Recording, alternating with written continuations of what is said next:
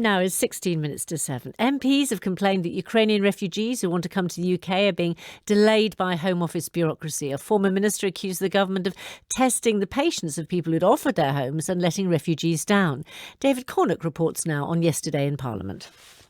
The government has set up two schemes for refugees to come to the UK. One's for people with family here. The other, Homes for Ukraine, allows Brits to sponsor Ukrainians. But under both schemes, refugees need to get a visa first, and MPs say that's far from easy. This visa system is simply not working. It is leaving thousands of families in limbo because of Home Office bureaucracy. Labour's Shadow Home Secretary Yvette Cooper wanted to know why it was taking so long to process applications. Across the country, people across Britain have said they want to help, and yet the Home Office is letting the whole system down. Is this deliberate, or is this just total and utter incompetence? Why on earth can the Home Secretary not get a grip on this and sort this out to help desperate families?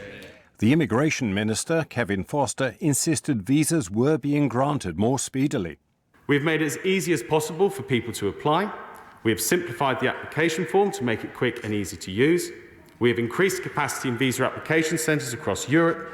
And following advice from security intelligence agencies it was safe to do so, we removed the need for biometrics to be taken before arriving in the UK to those with valid Ukrainian passports. But MPs queued up to highlight problems. This was the Conservative former Community Secretary Robert Jenrick, who's applied to host a Ukrainian family. Something is going wrong with the scheme right now. The vast majority of sponsors tomorrow will have waited 2 weeks and won't have heard anything at all. We are testing the patience of people in this country who have put themselves forward as sponsors, and much more importantly, we're letting down those vulnerable individuals and families in Ukraine. Kevin Foster explained why things were taking longer than expected. We are rightly doing vital safeguarding checks. We have, sadly, had some pings on the police national computer from some of the sponsors who have come forward, which we'll need to consider. But the vast and overwhelming majority of people who want to do absolutely the right thing. The SNP, Stuart MacDonald, had a suggestion. Around 140 countries do not require Ukrainians to have a visa before they travel there. We say it should be the same for the United Kingdom. Now, I appreciate the government doesn't want to go as far as that. So can I ask instead then, why not allow even some Ukrainians to travel visa-free? For example, those with biometric passports, children. The minister said the Home Office had received advice from intelligence and security agencies that a visa process was needed.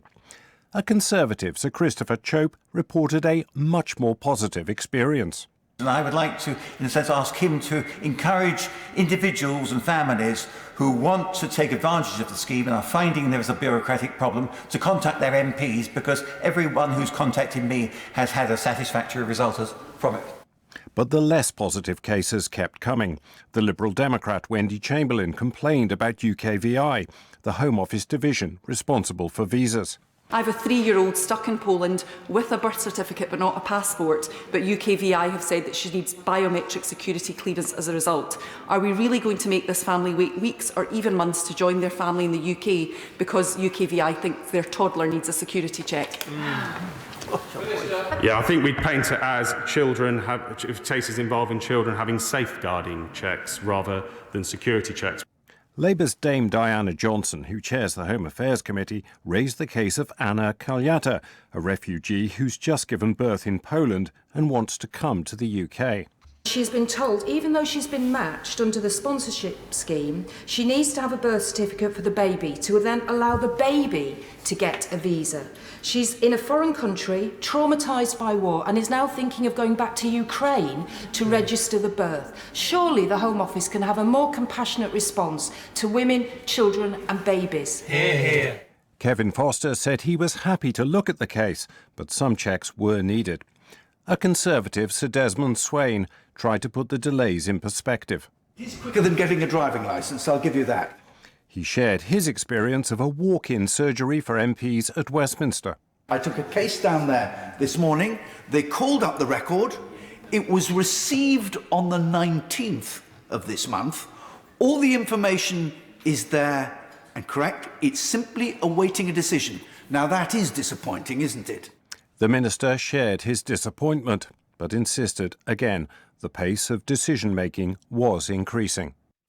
David Cornock reporting, and you can hear more from David and the team in Yesterday in Parliament at 8:30 on Longwave and on digital.